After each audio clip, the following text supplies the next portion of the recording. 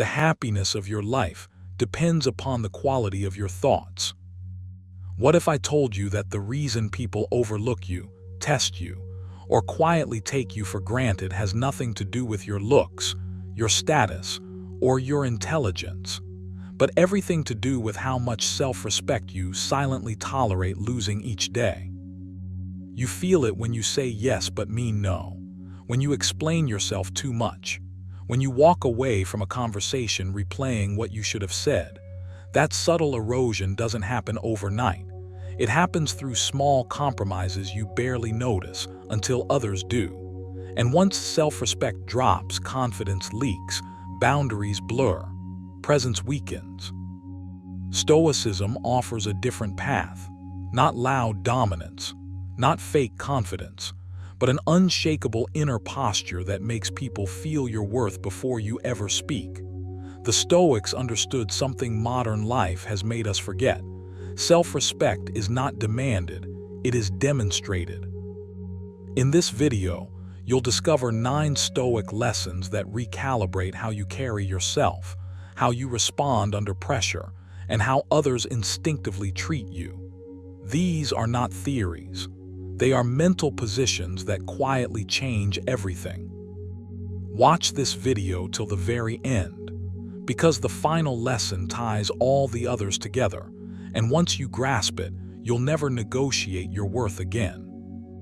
Number 1, control your reactions, not other people.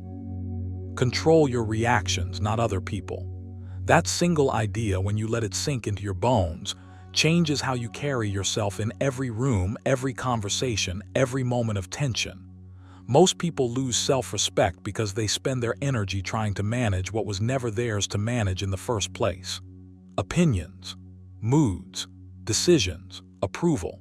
You've felt it before, the quiet frustration of wanting someone to act differently, speak differently, treat you differently. And every time you chase that impulse, something inside you shrinks. The Stoics saw this clearly. Epictetus warned, "You may fetter my leg, but not even Zeus can get the better of my will." That line isn't poetry. It's a manual for self-respect. Your power begins and ends with your response. The moment you accept that, you stop begging the world to cooperate and start standing upright within it. When you focus on controlling others, you hand over your inner balance like loose change. You become reactive, predictable, easy to pull off center. But when you redirect that effort inward, something steadies. You stop feeling tossed around by every word, every delay, every disappointment. Reminded himself, if you are distressed by anything external, the pain is not due to the thing itself, but to your estimate of it. Read that slowly, not once, twice. The insult doesn't wound you. The silence doesn't weaken you. The disagreement doesn't diminish you. Your interpretation does. And interpretations are adjustable. That's where your dignity lives. This lesson isn't about becoming passive or detached from life.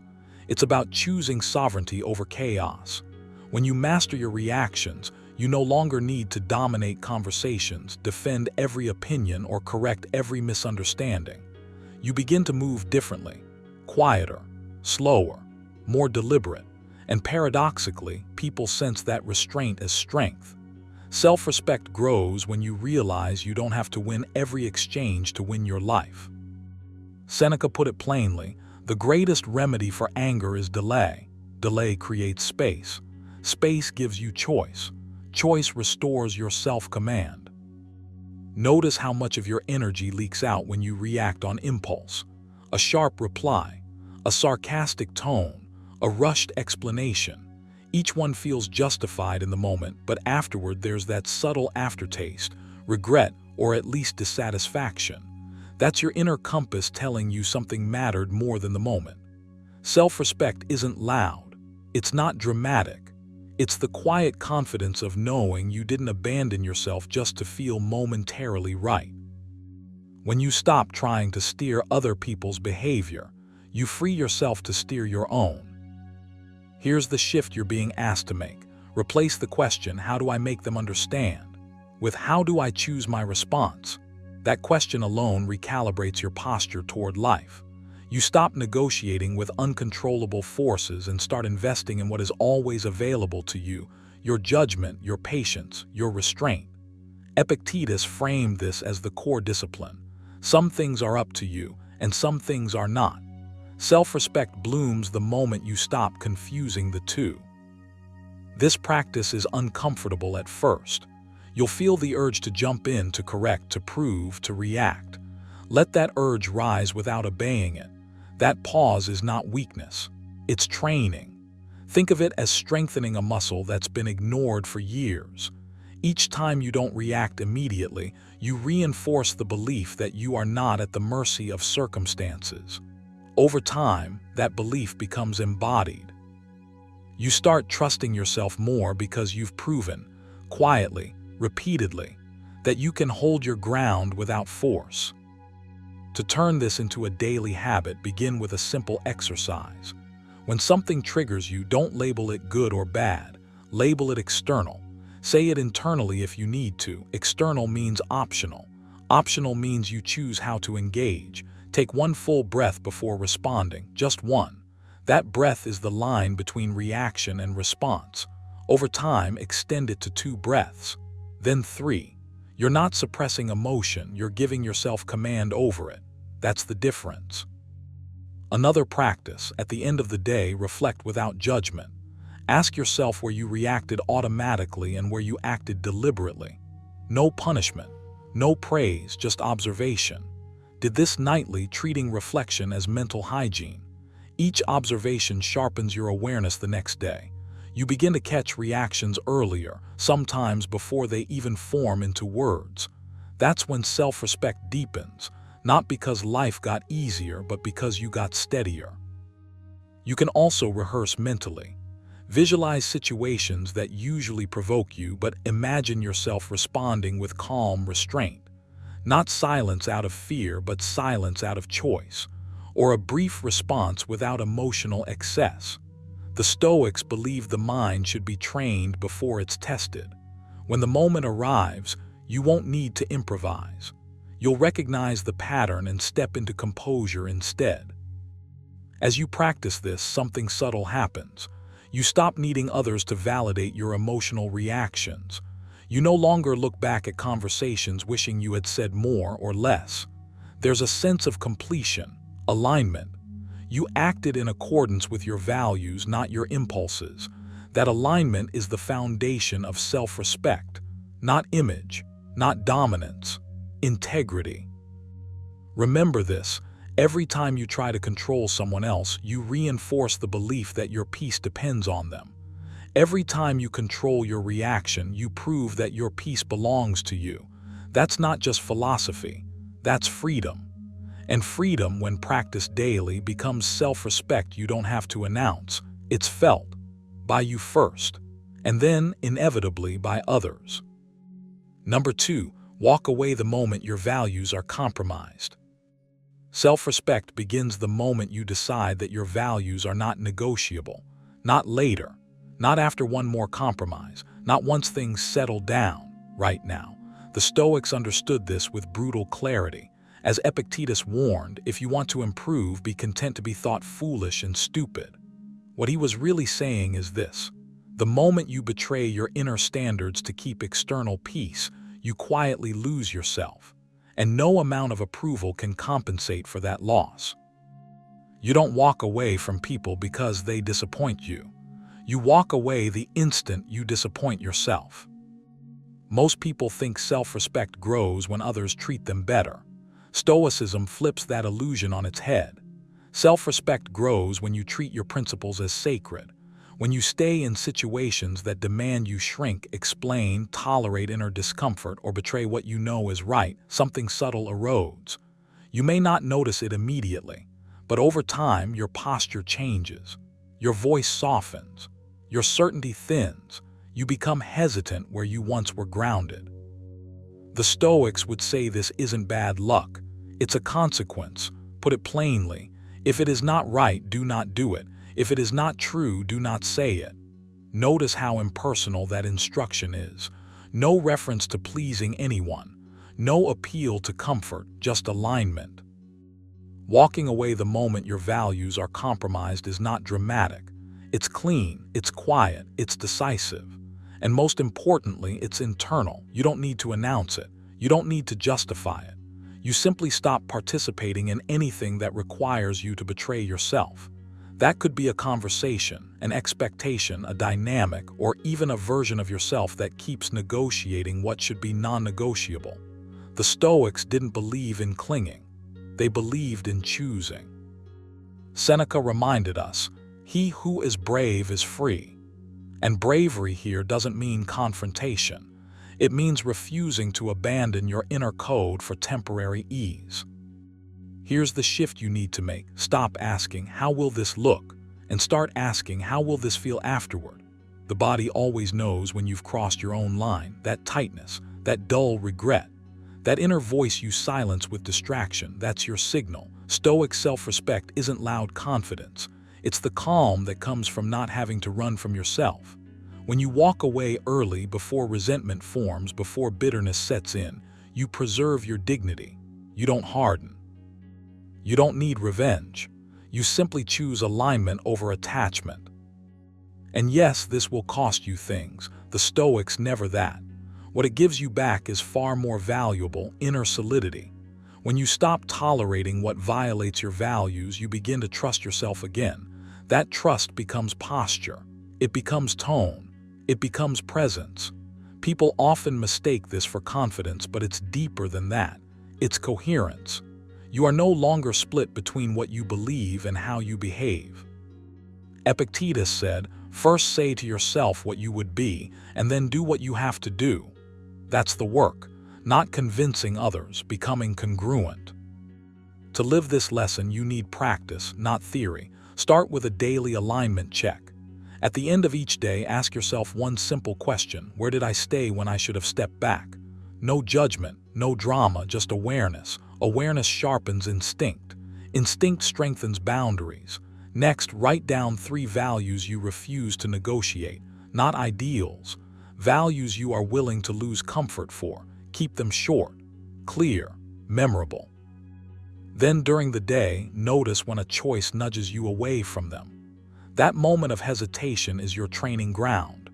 Pause, breathe, choose in favor of your values even if your voice shakes internally, especially then. Another exercise, rehearse walking away in your mind, not with anger, with calm. Visualize yourself choosing silence, distance, or disengagement the instant your inner line is crossed. This conditions your nervous system to associate self-respect with peace, not fear. The Stoics trained their minds long before the moment arrived. As wrote, "The impediment to action advances action. What stands in the way becomes the way." Each moment of temptation to compromise becomes an opportunity to strengthen your spine. Remember this: you are not responsible for how others respond to your standards. You are only responsible for honoring them. When you stay rooted in your values, your self-respect no longer rises and falls with approval. It stabilizes, it deepens, it becomes something you carry quietly everywhere.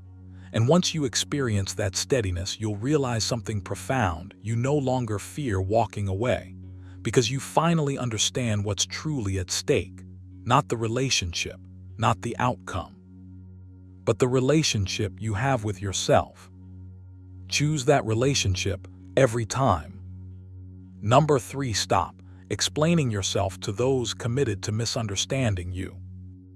There comes a point in your growth where you realize that explaining yourself isn't clarity, it's self-betrayal. You feel it in your body first, a tightening in your chest, a quiet irritation, a sense that no matter how carefully you choose your words, they are not being received in good faith. This is the moment Stoicism urges you to pause, not push harder.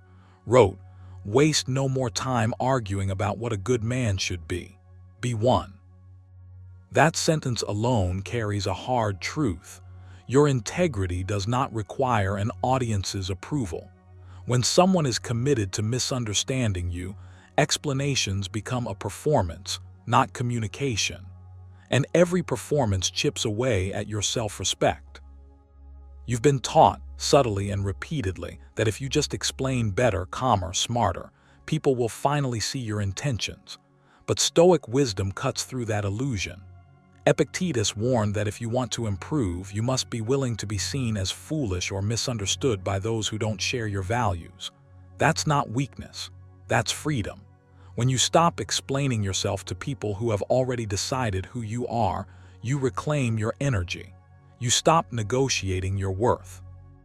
You stop translating your soul into a language they never wanted to learn. Here's the shift you need to make. Explanations are for the curious, not the hostile. Clarification is for those who are open, not for those collecting ammunition. Once you see this clearly, something inside you relaxes. You no longer feel the urge to defend every choice, every boundary, every silence. You understand that self-respect grows when your actions are aligned with your principles, not when they are approved by everyone watching. Seneca said, "The approval of the crowd is proof of a bad thing." Read that again, slowly. Let it settle. If everyone understands you, if everyone agrees with you, you may be living far below your standard. You don't owe explanations for your healing. You don't owe footnotes for your boundaries. You don't owe a closing argument for walking away from what drains you. Stoicism teaches that your responsibility ends with acting rightly, not with managing how others interpret your actions. When you over-explain, you place your self-image in someone else's hands. And the moment you do that, your self-respect becomes fragile. It rises and falls with their mood, their bias, their willingness to listen. This lesson asks you to practice restraint. Not silence born of fear, but silence rooted in self-command. There is a difference. One shrinks you, the other stabilizes you. The Stoics didn't avoid speech, they avoided waste. Words were used with intention. If speaking would clarify truth, they spoke. If it would only feed confusion or ego, you are allowed to do the same. You are allowed to say nothing and let your consistency speak. You are allowed to let time expose what explanations never could. Now, this doesn't mean becoming cold or dismissive. It means becoming selective. It means recognizing when a conversation has turned into a courtroom where you are endlessly on trial. The moment you feel compelled to convince rather than express, to defend rather than state, to plead rather than stand, step back. That's your signal. That's your discipline calling you forward. Self-respect grows when you trust your inner compass more than external noise. Start practicing this deliberately. Here's a simple exercise. For the next week, notice every time you feel the urge to explain yourself. Don't act on it immediately. Pause. Ask yourself one question: is this person seeking understanding or control? If it's understanding, speak calmly and briefly. If it's control, choose silence or a short, grounded statement. No justifications, no over-detailing, no emotional footnotes. Then observe how you feel afterward. Lighter, clearer, more intact. Another practice: reduce your explanations by half. Literally. Say what needs to be said, then stop. Let the discomfort exist. Let the pause breathe. You'll notice something surprising. Most people fill the silence themselves. And you'll realize how often your explanations were never needed in the first place. This trains your nervous system to associate silence with strength, not danger. Remember, Stoicism isn't about being misunderstood on purpose. It's about being unshaken by misunderstanding when it happens. You are not here to manage narratives. You are here to live in alignment. When your actions are clean, your conscience is quiet. And a quiet conscience is the foundation of real self-respect. So stop explaining yourself to those who have already closed their ears. Choose dignity over debate. Choose composure over compulsion. Choose to stand so firmly in who you are that misunderstanding no longer feels like a threat, but like a small price paid for freedom. This is not withdrawal from the world. This is mastery within it. And the more you practice it, the more unshakable your self-respect becomes. Number 4, do the right thing even when no one is watching. Doing the right thing when no one is watching is one of the quietest disciplines you will ever practice, and one of the most powerful. It doesn't announce itself. It doesn't bring applause. No one claps when you choose restraint instead of indulgence, integrity instead of convenience, discipline instead of comfort. And yet this is where self-respect is either built or quietly destroyed. The Stoics understood this deeply. Wrote, "Waste no more time arguing what a good man should be. Be one." Notice how he doesn't mention witnesses. He doesn't mention approval. He points directly to action, private, unobserved, uncompromising action. This lesson isn't about morality as performance. It's about alignment. When what you do matches what you believe, even in silence, something inside you settles. You stop negotiating with yourself. You stop needing permission to respect who you are. Most people think self-respect comes from achievement or recognition. It doesn't. It comes from knowing with certainty that you didn't betray yourself when you could have gotten away with it. Every time you cut a corner in private, something weakens. Not loudly, not dramatically. It's subtle, almost polite. But over time, that erosion shows up as hesitation, self-doubt, and the need for validation. Seneca warned, the first and greatest punishment of the sinner is the conscience of sin. You already know this feeling. That quiet discomfort that follows a small compromise. That inner tension when your actions don't match your standards. Stoicism teaches you to remove that tension at the root by refusing to split yourself in two. When you act rightly only when observed, you train yourself to depend on an audience. Your behavior becomes conditional. But when you do the right thing in private, you build an internal authority. You no longer need surveillance to behave well. You become governed from within. This is where real self-respect lies, not in how others see you, but in how you experience yourself when the room is empty. Epictetus said, "If you want to improve, be content to be thought foolish and stupid." He was pointing at the courage required to act well without social reward. Sometimes doing the right thing feels unrewarded. Sometimes it even feels invisible. But invisibility is not weakness. It is training. You don't need to make this complicated. Start by deciding that your private standards matter more than your public image. That decision alone changes how you move. When temptation appears, pause and ask yourself a simple question. Would I still do this if no one ever knew? Not would I get caught. Not would I be judged. Just, would I respect myself afterward? That question cuts through rationalization. It brings you back to the only opinion that truly stays with you. Reminded himself, it is not death that a man should fear, but he should fear never beginning to live. Living, in the Stoic sense, means acting in harmony with reason and virtue, not convenience. Here where the shift happens. When you consistently choose what is right in private, your confidence stops being loud. It becomes grounded. You don't need to prove anything because you already know who you are. This is why Stoics appear calm under pressure. They are not performing virtue. They have practiced it alone, repeatedly, without witnesses.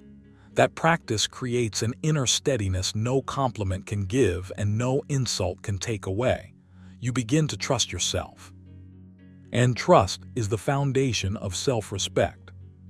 To turn this into a habit, give yourself simple, repeatable exercises. Each evening, take a few minutes for quiet review. Ask yourself where you acted in alignment today and where you didn't. No drama, no self-attack, just clarity. Seneca advised, when the light has been removed and my wife has fallen silent, I examine my entire day. You can do the same. This daily audit strengthens your awareness. It teaches you to catch small compromises before they become patterns. Awareness precedes discipline. Another practice is intentional restraint. Choose once a day to deny yourself something purely because you can, not as punishment but as proof of agency. This could be comfort, distraction, or indulgence. The goal isn't deprivation, it's reminding yourself that you are not ruled by impulse. Epictetus taught that freedom is found in mastery over desire. Each small act of restraint in private reinforces the belief that you are in control of your choices. That belief compounds. Also, redefine success for yourself. Success is not being seen as good. Success is being good when unseen. Write this down. Repeat it until it feels obvious. When you stop outsourcing your standards, you stop living. You act from principle, not pressure. And principles, once internalized, simplify life. Decisions become cleaner. Regret becomes rarer. Self-respect becomes steady instead of fragile. You might notice resistance at first. Your mind will argue. It will say, this doesn't matter. No one will know. That's exactly the point. You are the one who knows, and you are the one who lives with the consequences. Every private choice is a vote for the person you are becoming. Over time, those votes create identity. Not the identity you advertise, but the one you inhabit. So start today.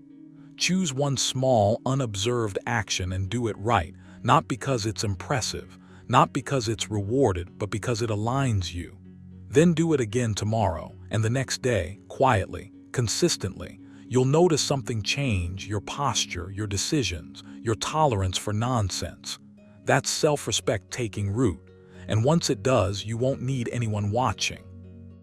Number 5, detach from approval and validation. Detaching from approval and validation is one of the most direct ways to rebuild your self-respect, because it removes the quiet dependence that drains your confidence without you noticing. The Stoics understood this deeply. Epictetus said, "If you want to improve, be content to be thought foolish and stupid." That line isn't about self-insult. It's about freedom. The moment you stop needing others to confirm your worth, you step out of a psychological cage. You stop negotiating with opinions. You stop shrinking or performing. You stand on your own judgment, and that changes how you carry yourself from the inside out. Most of the pressure you feel isn't coming from life itself. It's coming from the silent habit of asking, was that good enough? Did I say the right thing? Do they approve of me now? The Stoics would tell you that every time you ask those questions, you hand your peace to someone else. Wrote, "I do my duty, other things trouble me not." Read that slowly. Not I do my duty and wait for applause, just duty, just alignment. When your actions are guided by your values instead of reactions to praise or criticism, self-respect stops being fragile. It becomes rooted. You don't detach from approval by pretending you don't care. That's a mask. True detachment is quieter. It's when approval simply stops being the ruler of your decisions. You act because it feels correct, measured, and honest, not because you're hopping for a reaction. This is uncomfortable at first. Your mind will reach for reassurance. It will crave a nod, a signal, a response. That's conditioning. And like all conditioning, it can be undone with practice. Here's the shift you need to make. Stop asking whether people like what you're doing and start asking whether you respect the way you're doing it. That question cuts deeper. It forces responsibility. It also removes the illusion that validation equals value. Seneca warned, "He who depends on another does not possess himself." Every time you chase approval, you outsource ownership of your identity. Every time you detach, you reclaim it. Self-respect grows when your internal standards become louder than external noise. That doesn't mean you ignore feedback or isolate yourself. It means feedback becomes information, not a verdict. Praise doesn't inflate you. Criticism doesn't collapse you. You stay centered, calm, upright. That stability is magnetic, but more importantly, it's peaceful. And peace is impossible when your worth is constantly up for review. Start noticing how often your behavior is shaped by anticipation. Not events, anticipation. The imagined reaction, the imagined judgment. The Stoics trained themselves to live in reality, not in the theater of other people's minds. You can do the same.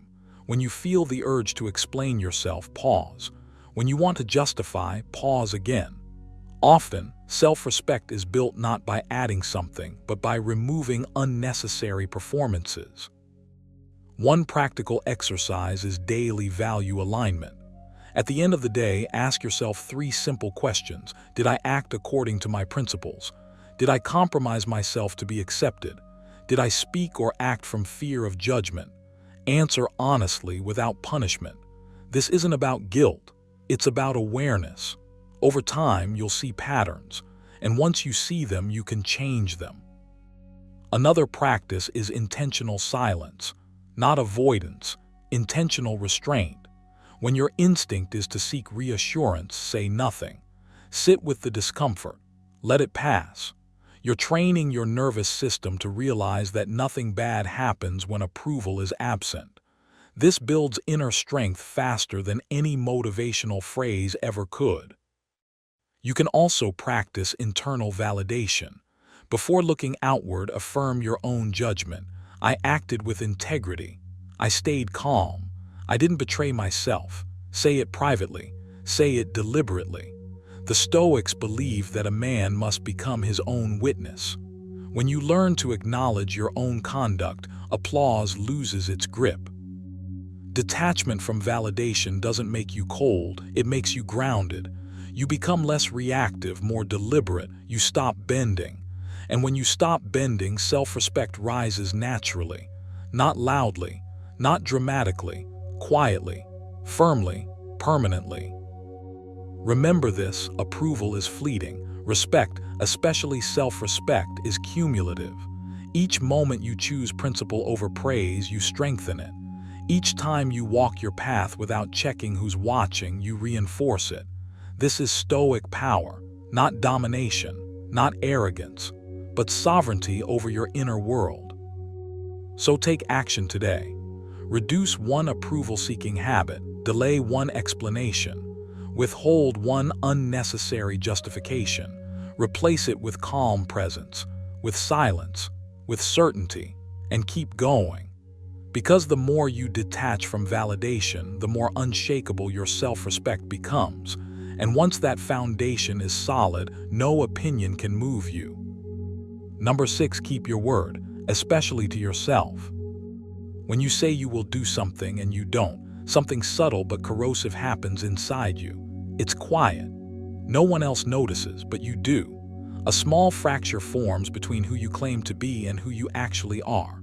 Over time, that fracture widens and self-respect leaks out through it. This is why the Stoics treated one's word as sacred, especially the promises made in private when no applause is possible. Wrote, "Waste no more time arguing what a good man should be. Be one." That sentence isn't about impressing others. It's about alignment. When your actions match your intentions, your inner voice grows steadier. You trust yourself, and that trust becomes the foundation of self-respect. You don't lose self-respect all at once. You lose it in fragments. Every time you postpone what you committed to, every time you negotiate with yourself after you already decided, every time you quietly break a promise and excuse it with logic that sounds convincing but feels hollow, Stoicism cuts through that noise. Epictetus warned, first say to yourself what you would be, and then do what you have to do. Notice the order: decide, then act. Not decide, reconsider, delay, rationalize, and dilute. Self-respect grows when your internal commands carry weight, when your mind knows that once you say this will be done, the body follows. Keeping your word to yourself is not about rigid perfection, it's about integrity and motion. The Stoics understood human weakness, they simply refused to let weakness lead. When you honor your commitments, even the small and unseen ones, you begin to experience a rare calm. You stop arguing with yourself. You stop bargaining. You stop feeling fragmented. There is a quiet power in knowing that you don't need external pressure to move. You move because you decided to. That is dignity. That is inner authority. And others sense it, not because you announce it, but because your presence carries consistency. Most people try to boost self-respect by chasing confidence, approval, or achievement. Stoicism takes a sharper route. It asks, can you rely on yourself? If the answer is uncertain, no amount of praise will fix it. Seneca put it plainly, what progress, you ask, have I made? I have begun to be a friend to myself. Friendship with yourself begins when your words are not empty currency. When you promise effort, restraint, discipline, or focus, and you follow through, you stop feeling divided. You feel whole, and wholeness is the soil where self-respect grows. You may notice resistance arise the moment you commit to this practice. That resistance is not a signal to stop, it's proof that the habit matters. The mind will offer delays dressed up as reason. It will whisper, later is wiser, flexibility is smarter, this one time doesn't count. Stoicism teaches you to see those thoughts without obeying them, not with aggression, with calm refusal. You don't argue, you act. Each follow-through becomes a vote for the kind of person you are becoming. Over time, those votes compound into identity. Here is where practice matters. Start with promises that are small enough to be undeniable yet meaningful enough to matter. Decide in advance what kept means. Vagueness erodes discipline. Clarity strengthens it. Write your commitments briefly and precisely, not to impress yourself but to remove ambiguity. Then treat that written word as a contract. When resistance appears, pause not to negotiate but to remember why you chose this. The Stoics called this the power of choice. Exercise it deliberately. Another exercise is evening review, a practice used privately. At the end of the day, ask yourself 3 questions. What did I promise myself today? Which promises did I keep? Where did I fall short and why? Do this without self-attack. Judgment weakens resolve. Honest accounting strengthens it. When you miss, don't excuse it. Adjust the system. Reduce the scope. Sharpen the intention. Then recommit. Self-respect isn't built by never failing. It's built by refusing to lie to yourself about failure. You can also train this habit by creating non-negotiables. These are actions you perform regardless of mood. Stoicism is clear on this point. Moods are not commanders, they are weather. Decide which behaviors define you even on low-energy days. Keep them minimal. Keep them consistent. When you honor non-negotiables, you send a powerful signal inward. I am governed by principle, not impulse. That signal changes how you carry yourself, how you speak, how you decide. As this practice deepens, something unexpected happens. You stop seeking motivation. You stop waiting for the right feeling. You begin to act from identity, and identity is stable. Self-respect stops being something you chase and becomes something you protect. You don't want to break your word anymore, not because you're afraid of guilt, but because it feels beneath you. That shift, from external enforcement to internal standard, is one of the Stoic path's greatest rewards. Remember, no one else needs to witness this. In fact, its power depends on privacy. The world sees the outcome, not the discipline, and that's enough. When you keep your word, especially to yourself, you become someone whose presence feels solid, calm, trustworthy, grounded, not because you claim strength, but because you practice it daily, quietly, relentlessly. Start today. Decide one promise, keep it. Then do it again tomorrow. Your self-respect is listening. Number 7. Accept discomfort as the price of self-mastery. Accepting discomfort as the price of self-mastery is one of those ideas that sounds simple until you actually live it. And yet, this single lesson sits at the core of everything the Stoics taught about dignity, strength, and self-respect. Not the loud, performative kind of confidence, but the quiet kind that settles into your bones and changes how you carry yourself when no one is watching. Wrote, choose not to be harmed and you won't feel harmed. Don't feel harmed and you haven't been. That line isn't poetic comfort. It's a challenge. It's a reminder that mastery begins the moment you stop running from discomfort and start using it as training. Because every time you avoid discomfort, you teach yourself that your impulses are in charge. And every time you endure it willingly, you prove, without words, that you are. Self-respect doesn't come from feeling good all the time. It comes from knowing you can stay steady when things don't feel good, when you choose the harder option over the easier escape, when you resist the urge to numb, distract, complain, or quit. Discomfort is the toll you pay to cross from being ruled by your moods into being governed by your principles. There is no shortcut around it. The Stoics never promised comfort. They promised freedom, and freedom is demanding. You already know this on some level. You felt it in moments where you did the difficult thing instead of the convenient one, where you held your tongue instead of reacting, where you stayed disciplined when motivation disappeared. Notice how those moments linger differently. They don't inflate your ego. They anchor you. They create a quiet pride that doesn't need applause. That's self-respect being built in real time. Epictetus was blunt about this. He said, "If you want to improve, be content to be thought foolish and stupid." In other words, accept the discomfort of resistance, misunderstanding, and restraint. Accept that growth often feels awkward, lonely, and unrewarded at first. The person who avoids discomfort may look relaxed, but the person who accepts it moves with an inner solidity that others instinctively feel. Discomfort is not punishment, it's feedback. It's the sensation of friction between who you are now and who you're becoming. When you stop interpreting that friction as something to escape, it transforms.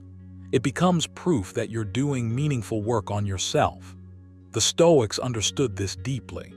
They trained themselves to voluntarily face hardship, not because suffering is noble, but because mastery requires exposure to resistance. And here's the part most people miss. Every avoided discomfort quietly erodes your self-trust. Each time you say, "I'll do it later," "It's not that serious," or "I deserve a break," when you know you're compromising yourself, something subtle happens. You stop believing your own standards.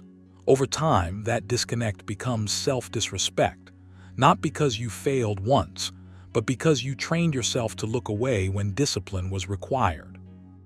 Seneca captured this when he wrote, "No man is free who is not master of himself." Freedom, in the Stoic sense, isn't the absence of limits. It's the ability to endure discomfort without surrendering your values. And every time you choose discomfort consciously, you reclaim a piece of that freedom.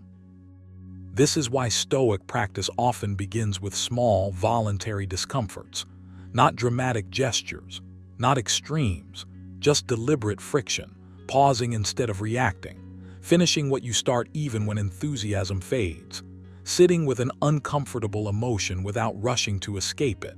These moments don't look impressive from the outside, but they do something powerful internally. They align your actions with your ideals, and alignment is the foundation of self-respect. You don't need to force yourself into suffering. That was never the point. The point is to stop running, to stay present when things feel inconvenient, boring, tense, or uncertain, to remain composed when your instincts want relief. Each time you do, you reinforce the identity of someone who can be trusted with responsibility, starting with responsibility for yourself.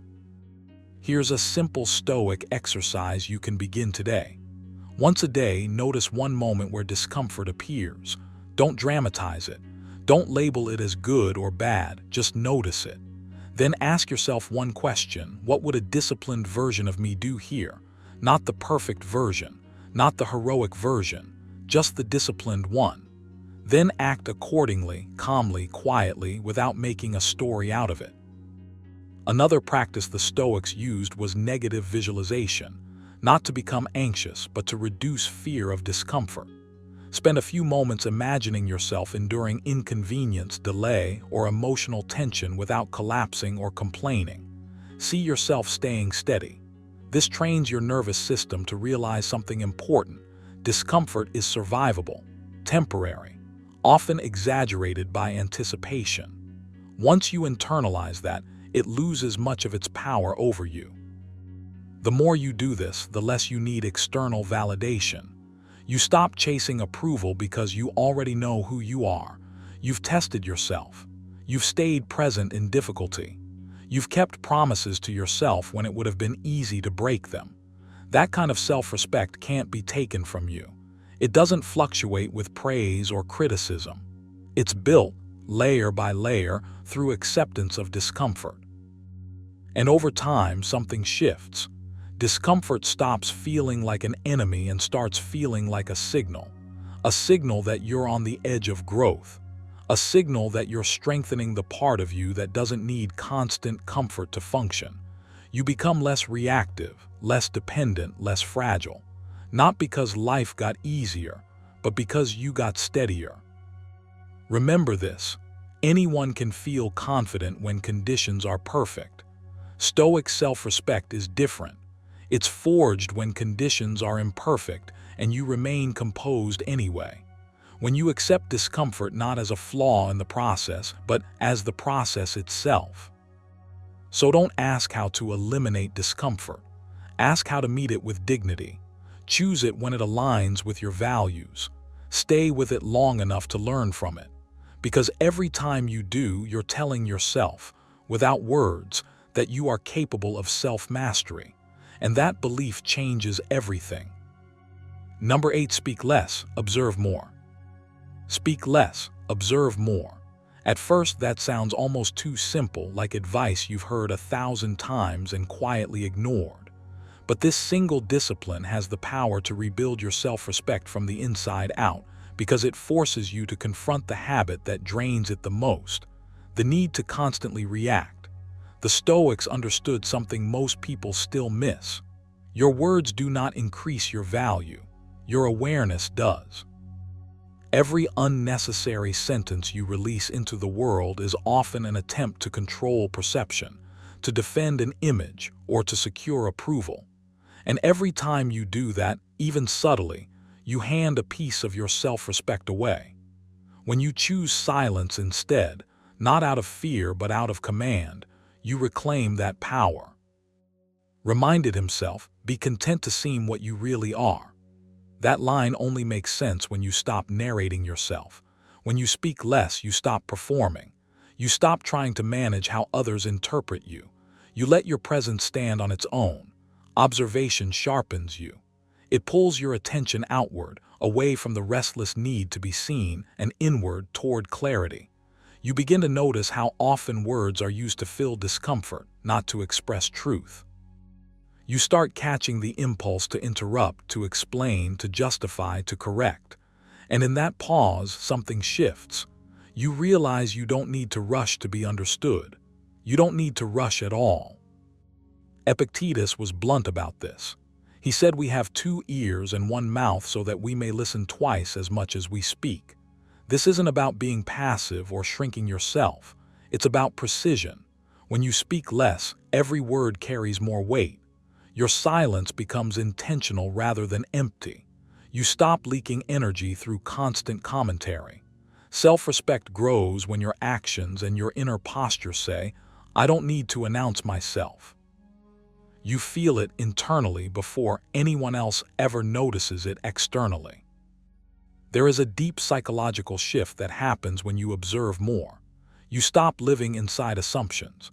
You stop reacting to half-formed interpretations. You see patterns instead of moments.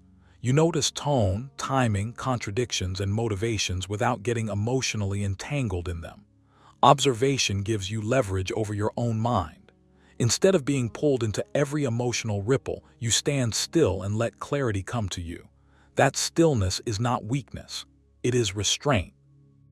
And restraint is one of the highest forms of strength the Stoics admired. Seneca warned that nature has given us 1 tongue and 2 ears, so we may hear more and speak less. He also understood that excessive speech is often rooted in insecurity. When you talk too much, you're often trying to prove you belong, that you're smart enough, interesting enough, worthy enough. But self-respect is built the moment you stop auditioning. When you speak less, you're no longer bargaining for validation. You're grounded in the quiet confidence that your worth doesn't depend on constant expression. This habit also forces you to confront your impulses. Silence reveals what you usually cover with noise. It shows you impatience. It shows you irritation. It shows you the urge to dominate conversations or escape discomfort. When you don't immediately speak, you feel these impulses rise and fall. And each time you don't obey them, you strengthen your self-command. Stoicism is not about suppressing emotion. It's about not being ruled by it. Observation gives you that space. It creates a gap between stimulus and response, and inside that gap, your self-respect takes root. You begin to notice something else as well. Most people speak without thinking. They react without reflection. They explain themselves endlessly. When you choose a different path, you feel distinct, not superior, but grounded. You don't rush to fill silence. You don't chase the last word. You don't compete for attention. You conserve your energy, and energy conserved is self-respect preserved. There's also a quiet authority that comes from measured speech. When you do speak, it's deliberate, it's anchored, it's not defensive or excessive. You're not trying to convince, you're stating. And paradoxically, people listen more when you talk less. Not because you demand attention, but because your words aren't cheap. The Stoics never confused silence with submission. They saw it as discipline. They knew that the person who controls their tongue controls their reactions, and the person who controls their reactions controls their life. To turn this into a lived habit, you need practice, not theory. Start with a simple daily discipline. Before speaking, ask yourself one question. Does this need to be said, or do I just feel the urge to say it? That pause alone is transformative. It interrupts autopilot. Another exercise is intentional silence. Choose moments in your day where you deliberately say nothing, even when you could. Not as avoidance, but as observation. Notice what rises inside you. Notice how quickly the discomfort fades. Notice how little is actually lost. A powerful Stoic exercise is end-of-day reflection. At night, review your conversations without judgment. Where did you speak from clarity, and where did you speak from impulse? Where could silence have served you better? This isn't about regret. It's about refinement. Use this exact practice to sharpen his character. Each reflection strengthens your awareness for the next day. You can also train observation directly. When you're listening, don't plan your reply. Don't rehearse your opinion, just listen. Feel how rare that is. Feel how it steadies you. Observation pulls you out of ego and into presence. And presence is the foundation of self-respect. Over time, something subtle but powerful happens. You stop needing to assert yourself verbally. You stop reacting to every stimulus. You become harder to provoke, harder to manipulate, harder to unsettle. Your self-respect becomes quiet, internal, unshakable. You don't feel the need to explain who you are. You simply live it. Speaking less and observing more is not about withdrawing from the world. It's about meeting it with discipline. It's about choosing awareness over noise, restraint over impulse, and depth over display. This is how the Stoics trained themselves to stand firm in chaos. And this is how you rebuild self-respect, not by demanding it, but by embodying it, silently, consistently, and on your own terms. Start today. Pause before you speak. Let observation lead. Let silence sharpen you. And watch how quickly your inner posture changes when you no longer give your words away without purpose. Number 9. Choose inner peace over the need to be right. Choosing inner peace over the need to be right is one of the most quietly powerful decisions you can make. It sounds simple on the surface, almost too soft for a world that rewards dominance, arguments, and being seen as correct. But the Stoics knew something most people still miss. The hunger to be right is rarely about truth. It's about ego. And every time you let ego take the wheel, you hand your peace to forces you don't control. As wrote, how much more grievous are the consequences of anger than the causes of it? You don't lose your self-respect when someone disagrees with you. You lose it when you feel compelled to fight, correct, or dominate just to soothe your inner tension. You've probably noticed this already, even if you haven't named it.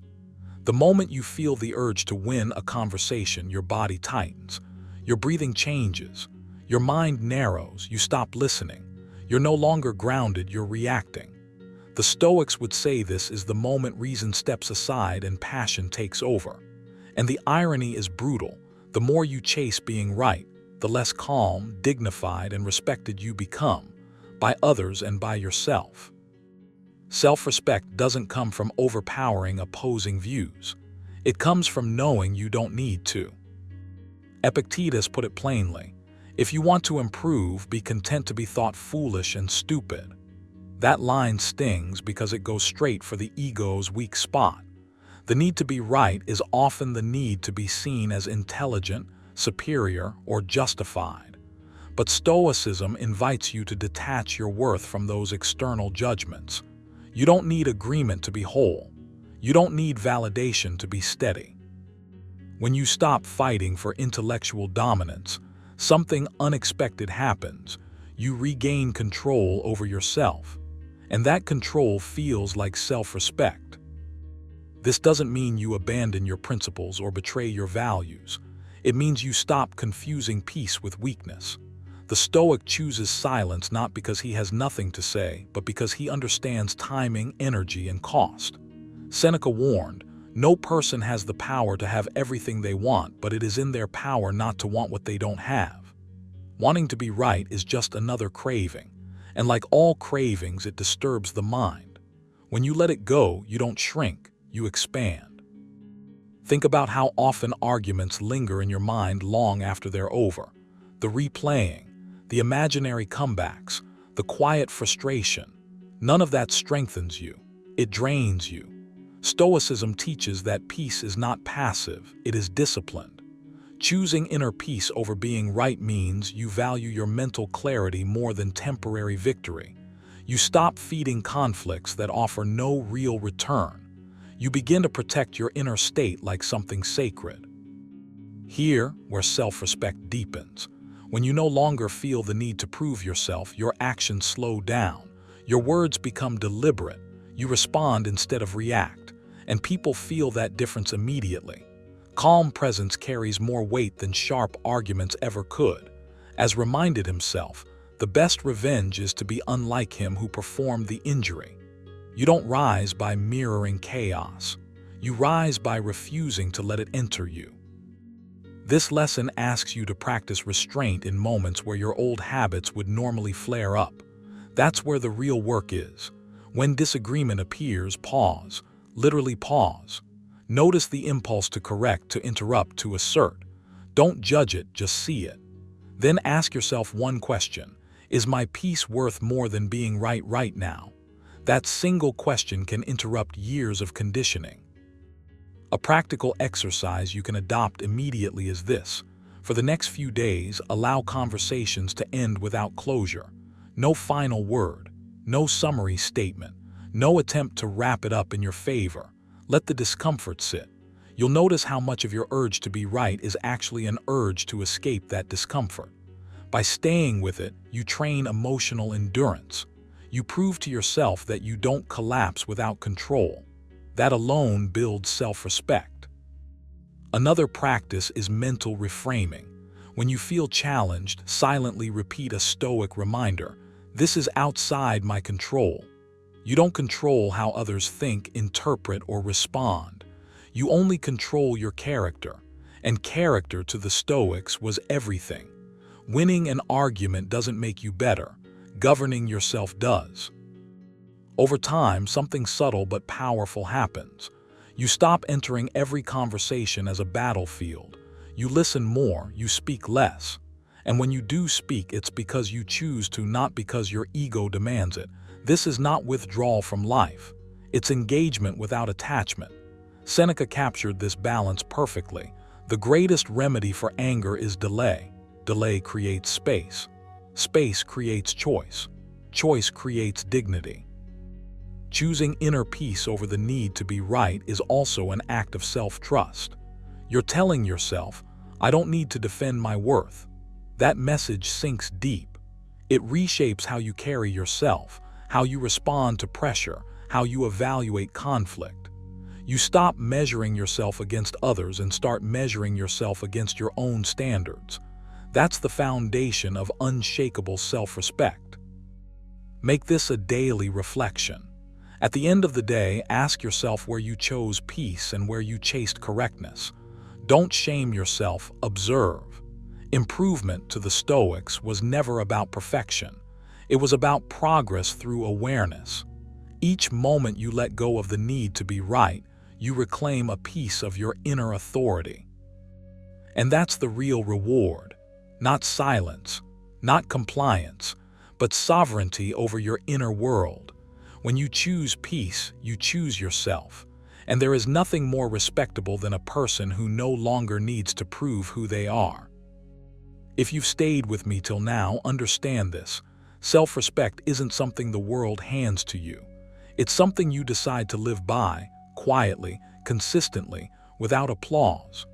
The Stoics never waited for permission to value themselves, reminded us that the happiness of your life depends upon the quality of your thoughts, and the quality of your thoughts shapes the standards you refuse to betray. These 9 Stoic lessons aren't ideas meant to impress others. They're tools meant to steady you. When you stop chasing approval, when you choose discipline over impulse, when you guard your inner world like something sacred, you change how you carry yourself. And when that happens, people feel it. Not because you demand respect, but because you no longer negotiate with your own values. Remember this: the most powerful form of confidence is calm. The loudest authority is restraint. And the deepest self-respect comes from knowing you can walk away from anything that costs you your dignity. So take one lesson from this video and apply it today. Not tomorrow, today. Let your actions speak before your words ever do. If this video gave you clarity, make sure you like, subscribe, and share it with someone who needs to hear this message. More Stoic wisdom is coming, and the next lesson might be the one that changes how you see yourself forever. You have power over your mind, not outside events. Realize this and you will find strength. What if I told you that most men misinterpret women not because they're clueless, but because they're emotionally reactive?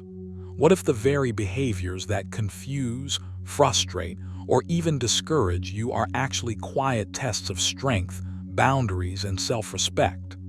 And what if the men who succeed don't react at all? They understand. High-value men see what others miss. They don't argue with emotions. They don't chase validation. They don't panic when attention fluctuates. Instead, they recognize patterns, subtle behaviors that reveal attraction, respect, and intent long before words ever do. And here's the uncomfortable truth. These behaviors don't change for the man who complains, they change for the man who stays grounded. This video isn't about tricks, manipulation, or playing games. It's about perception. It's about emotional discipline. It's about seeing reality clearly, without ego, desperation, or fantasy clouding your judgment. If you've ever wondered why some men are naturally respected while others are endlessly tested, if you felt like you're always one step behind despite doing everything right, this video will connect the dots. Watch till the very end. The final behaviors will completely shift how you interpret female psychology, and once you see them, you can't unsee them. Number 1, she tests boundaries before she trusts respect. You might hear this and feel a quiet resistance at first, but sit with it. She tests boundaries before she trusts respect, not because she wants conflict, not because she's trying to dominate you, but because trust to her nervous system isn't built from promises or words. It's built from pressure, from resistance, from seeing whether you fold, over-explain, chase, or betray yourself the moment there's tension. And this is where most men lose their footing. They mistake testing for rejection. They mistake friction for disinterest. You don't. If you're reading this carefully, you're here to become the kind of man who stays centered when the atmosphere shifts, who doesn't flinch when boundaries are touched, and who understands that respect is often preceded by uncertainty. The Stoics understood this long before modern psychology gave it a name. Wrote, "If you are distressed by anything external, the pain is not due to the thing itself, but to your estimate of it." When she challenges a boundary, the event itself is neutral. The meaning you assign to it is everything. Do you see it as a threat to your worth, or as a moment to demonstrate self-command? High-value men don't rush to be understood. They let their consistency speak. They don't harden, but they don't soften in fear either. They remain steady. That steadiness becomes the signal. Here's the uncomfortable truth you must accept if you want to grow. Trust doesn't begin with comfort. It begins with observation.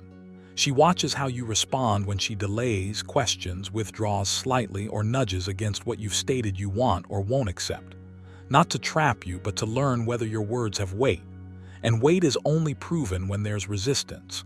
Seneca said, "Fire tests gold, suffering tests brave men." Boundaries work the same way. If they've never been tested, they're just decoration. You don't need to announce your boundaries like rules on a wall. In fact, the more you explain, the weaker they feel. A boundary is something you live, not something you negotiate into existence. When it's touched, you don't panic, you don't lecture, you don't withdraw affection as punishment. You simply remain aligned with yourself. Calm, unreactive, grounded. That calm response is rare, and rarity creates value. This is where trust quietly begins to form, even if it looks like tension on the surface. Notice how different this is from trying to be liked. Trying to be liked makes you porous. Everything gets in. Your time, your energy, your self-respect. Trying to be respected makes you solid.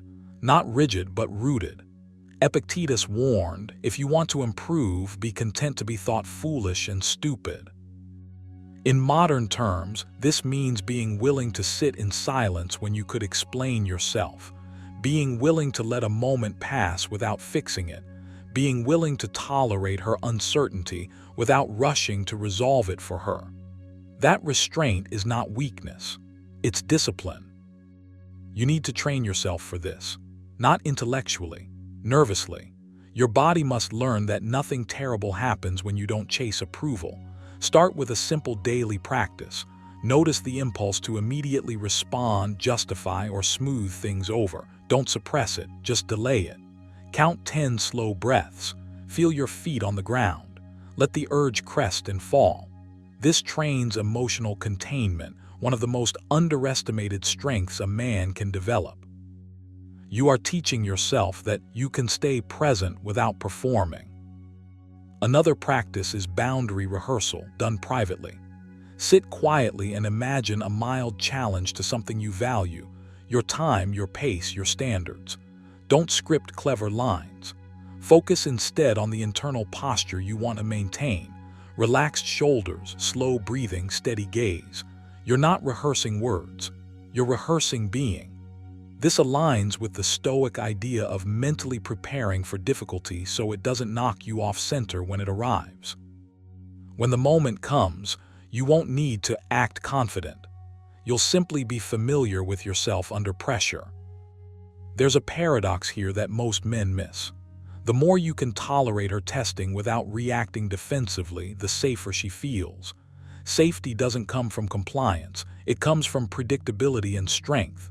When you don't collapse under pressure, she learns that your presence is stable, and stability is what allows trust to grow, not intensity, not charm, not constant reassurance, just steadiness over time. This also requires brutal honesty with yourself. If a boundary matters, it must be real. You can't pretend something doesn't bother you while secretly hopping at changes. That inner split creates resentment, and resentment leaks out eventually. The Stoics called this living in accordance with nature, your own nature included. If you feel friction, acknowledge it internally without drama. Then choose your response deliberately. Action without emotional noise is a powerful signal, even when nothing is said. Adopt this habit. Ask yourself, what would self-respect look like here if I removed fear from the equation? Not what would keep things smooth, not what would earn approval fastest. What would allow you to look back at your behavior later and feel aligned? Write this question down. Reflect on it weekly. This builds an internal compass, so you're no longer navigating by external reactions. You'll notice something subtle as you practice this. The tests don't disappear, but they change shape. They soften. They become less frequent. Not because you demanded respect, but because you embodied it. Reminded himself daily, waste no more time arguing about what a good man should be. Be one. That sentence alone can reorient how you move through every interaction. You stop managing impressions and start managing your character. If there's one final exercise to integrate all of this, it's this. Choose one small boundary this week that you will honor without explanation. No announcement, no justification, just quiet consistency. Observe your internal reactions more than external outcomes. This is where the real work happens. Over time, you'll realize something empowering. Trust isn't something you chase or extract. It's something that forms naturally around a man who is at ease with himself, even when tested. Stay with that, train it daily. And remember, every test is not a threat but an invitation to remain who you said you were when no one was pushing you. Number 2, emotional reactions are often probes, not problems. When you begin to see emotional reactions for what they often are, not chaos, not drama, not a crisis to be solved, but probes, something inside you settles. Wrote, choose not to be harmed and you won't feel harmed. Don't feel harmed and you haven't been. That sentence isn't about suppressing emotion. It's about refusing to misinterpret it. High-value men understand that emotional spikes are rarely the core issue. They are signals, tests, invitations to reveal who you are when pressure shows up. And the moment you stop reacting as if every emotional wave is a threat, you step into a quieter kind of power that doesn't announce itself, but is immediately felt. Most men are trained, often unconsciously, to treat emotional reactions as emergencies. A raised tone feels like disrespect. A sudden withdrawal feels like rejection. Intensity feels like instability. So they rush to fix, defend, explain, apologize, argue, or withdraw. But that rush is exactly what the probe is measuring. Not consciously, not maliciously, but instinctively. Emotional reactions often surface to answer a single question. Is this man governed by the moment, or does he govern himself? Epictetus warned, if you want to improve, be content to be thought foolish and stupid. In other words, stop needing to prove yourself in the heat of emotion.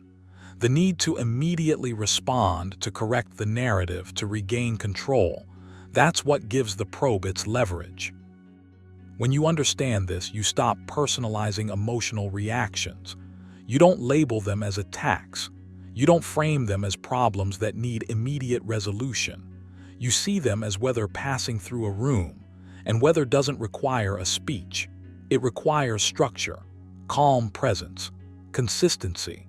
A man who panics when emotions rise reveals something without meaning to, that his center lives outside himself. A man who remains steady communicates the opposite.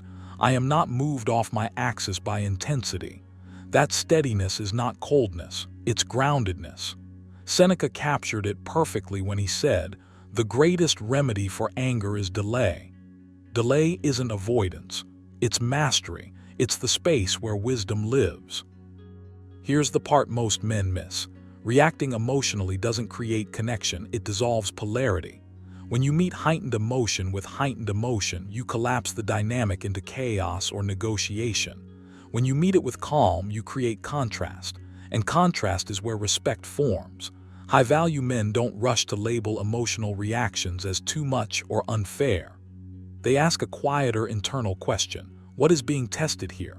My patience, my boundaries, my emotional independence. That internal orientation changes everything. You stop being dragged into the emotional current and start observing it without detachment or disdain. This doesn't mean suppressing your feelings or pretending not to care. Stoicism was never about numbness. It was about sovereignty. Reminded himself daily, you have power over your mind, not outside events. Realize this and you will find strength. Emotional reactions are outside events. Your interpretation of them is not. The moment you interpret every emotional shift as a verdict on your worth, you lose leverage. The moment you see them as information, you gain it. High-value men respond, but they don't react. Response comes from choice. Reaction comes from reflex. To internalize this, you need practice, not theory. Start with a simple daily exercise. For the next week, commit to a pause rule. Anytime you feel the urge to immediately explain, defend, or correct yourself in response to emotion, pause for a full breath cycle. Inhale slowly. Exhale slower. Say nothing until your body settles. This trains your nervous system to tolerate emotional intensity without outsourcing control. Another exercise, journaling without judgment. Write down emotional triggers that activate urgency in you, then rewrite the moment from a Stoic lens. Ask, what part of this was within my control? What part was? This rewires perception, not behavior alone. A third practice is silence with intention, not passive silence, not withdrawal. Intentional silence rooted in self-trust. Choose moments where you allow emotion to exist without commentary. This teaches you that you don't disappear when you don't perform. Over time, this builds an unspoken authority. Seneca observed, "He who is brave is free." Freedom here is emotional freedom, the ability to let others feel what they feel without feeling compelled to manage it. High-value men also understand that consistency beats explanation. When your behavior remains grounded over time, emotional probes lose their urgency. There's nothing to test when the outcome is predictable, not in words but in presence. This is why trying to logically dismantle emotional reactions often backfires. Logic isn't the language of emotion. Stability is. You don't argue storms into stopping. You outlast them. The deeper truth is this: emotional reactions are often less about the moment and more about safety. Safety doesn't come from reassurance speeches or emotional theatrics. It comes from embodied calm, from knowing you won't abandon yourself under pressure. When you stop seeing emotional reactions as problems, you stop shrinking yourself to solve them. You remain whole, and wholeness is magnetic. So take this with you. The next time emotion rises, don't ask how to fix it. Ask how to remain centered inside it. Practice stillness. Practice delay. Practice interpretation over impulse.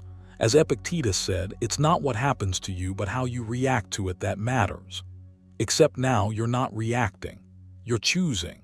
And that choice, repeated daily, quietly separates high-value men from the rest. Number 3, inconsistency is sometimes curiosity, not rejection. You've been trained, almost unconsciously, to treat inconsistency as a verdict. A delayed reply feels like a closed door. A warm moment followed by distance feels like rejection. Your mind rushes to label it, to protect itself, to retreat, but high-value men learn something subtler, something calmer. Inconsistency is often curiosity in motion, not a final no. And the moment you truly understand this, you stop reacting emotionally and start moving deliberately. The Stoics warned against confusing impressions with truth. As one ancient line reminds us, it is not events that disturb us, but our judgments about them. When you see inconsistency and instantly translate it into rejection, what you're really doing is outsourcing your emotional stability to someone else's fluctuating behavior. That's the trap. Curiosity is rarely linear. It doesn't move in a straight line from interest to certainty. It circles, pauses, advances, pulls back, reassesses. When someone is curious, they are observing how you respond to uncertainty, not consciously testing you, but instinctively sensing whether your center holds when the rhythm changes. Here, where you separate yourself from the majority, low-value reactions crave clarity immediately. They push for reassurance. They seek explanations. They tighten their grip the moment energy shifts. High-value presence does the opposite. You allow space without resentment. You don't punish distance with silence meant to provoke guilt, and you don't chase closeness to soothe anxiety. You remain steady. And that steadiness communicates something powerful without words. You are not dependent on external consistency to feel grounded. The Stoics spoke often about inner sovereignty, wrote that your power lies in how you respond, not in what others do. When you internalize this, inconsistency stops feeling personal. You stop asking, "What did I do wrong?" and start asking, How do I remain aligned with myself regardless of the outcome? That shift alone changes how you're perceived. Emotional self-command is rare. It felt immediately, even if it's never articulated. Curiosity pulls back to observe. It advances to feel. It hesitates when it senses pressure. When you respond to inconsistency with calm confidence, you become a safe place for curiosity to resolve itself. When you respond with tension, urgency, or withdrawal disguised as pride, you force a premature conclusion. And often that conclusion isn't rejection, it's simply exhaustion. You didn't fail to attract, you failed to stay centered. This is why high-value men don't need constant signals. They don't monitor tone shifts like stock prices. They understand that attraction isn't maintained through vigilance but through presence. You don't need to fix inconsistency. You need to outgrow your fear of it. The moment you do, your behavior changes naturally. You speak when you want to speak, not when anxiety tells you to. You give space without keeping score. You show interest without attachment to an outcome. That balance is magnetic precisely because it's rare. There's a quiet discipline here, one the Stoics would recognize immediately. Seneca warned that neediness disguises itself as urgency. When you feel the urge to seek clarity, pause. Ask yourself whether you're acting from strength or from fear. Acting from strength feels calm even when it chooses distance. Acting from fear feels restless even when it seeks closeness. Train yourself to tell the difference. This isn't suppression, it's refinement. You don't need to reinterpret inconsistency as hope. That's not the lesson. The lesson is neutrality. Curiosity doesn't demand a response. It invites one. And you are at your best when your response comes from choice, not compulsion. When you're no longer trying to secure an outcome, you paradoxically become more compelling. Your energy stops chasing certainty and starts radiating self-trust. Here's a practical exercise to ground this understanding. The next time you notice inconsistency triggering discomfort, don't react outwardly. Do nothing for a moment. Sit with the sensation. Name it without judgment, tension, impatience, uncertainty. Then remind yourself of this Stoic truth. I control my actions, not the perceptions of others. Breathe slowly and deliberately. Let the urge pass before deciding anything. This trains your nervous system to tolerate ambiguity without panic. Another practice, write down what you believe inconsistency means. Be brutally honest. Then challenge each belief. Ask yourself whether it's a fact or an assumption. This exercise dismantles the stories that drain your composure. Over time, you'll notice that your emotional reactions soften and your responses become cleaner, simpler, more confident. And finally, cultivate a life that doesn't pause while waiting for clarity. The Stoics emphasized purposeful action regardless of external validation. When your days are full, when your identity isn't suspended between messages or moments of attention, inconsistency loses its power. It becomes background noise, not a verdict. You don't become high value by decoding every behavior correctly. You become high value by remaining internally consistent when others are not. That's the paradox. When you stop demanding certainty, curiosity has room to breathe. And even if it fades, you remain intact, composed, and forward-moving. That's real strength. That's what endures. Number 4, silence can be attraction, not disinterest. Silence can unsettle you if you don't understand it. It can trigger that old reflex to fill the space, to explain yourself, to chase clarity, to demand reassurance. But here, the shift high-value men make. You stop treating silence as absence and start recognizing it as presence. Not everything meaningful announces itself loudly. Sometimes what draws someone closer is not what you say, but what you don't rush to say. The Stoics understood this deeply. Reminded himself that the best revenge is to be unlike him who performed the injury, which at its core is about restraint. Silence is restraint made visible. It's not passive, it's deliberate. And when you learn to sit comfortably in it, your entire energy changes. You've been conditioned to believe that interest must look like constant engagement, quick replies, emotional transparency, continuous reassurance. But attraction doesn't operate on the same rules as comfort. Attraction lives in polarity, in space, in the unsaid. When you don't panic in silence, when you don't scramble to fill every pause with validation-seeking noise, you signal something powerful. You are internally anchored. You're not dependent on immediate feedback to regulate your emotional state. That alone separates you from the majority. Seneca warned that no man is free who is not master of himself. Silence is one of the clearest demonstrations of self-mastery. You're not mute because you're unsure. You're quiet because you're grounded. Here, where most men misread the moment, silence appears and they assume loss, disinterest, rejection. They react instead of respond. They overextend. They send one more message than another, than something clever, than something apologetic. Each attempt is driven by fear, not intention. High-value men do the opposite. You pause, you breathe. You allow the moment to exist without trying to control it. That calm creates contrast. It communicates that your sense of worth isn't negotiated in real time. Epictetus taught that it's not events that disturb us, but our judgments about them. Silence only feels threatening when you judge it as negative. Change the judgment, and the experience transforms. Silence can actually heighten attraction because it creates space for projection. When you don't over-explain yourself, when you do narrate your every thought, the other person has room to wonder. Wonder is magnetic.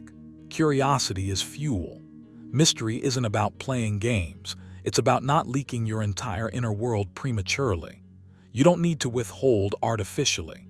You simply stop oversharing as a way to secure approval. You trust that what you bring is enough without constant reinforcement. That trust is felt, even if it's never spoken.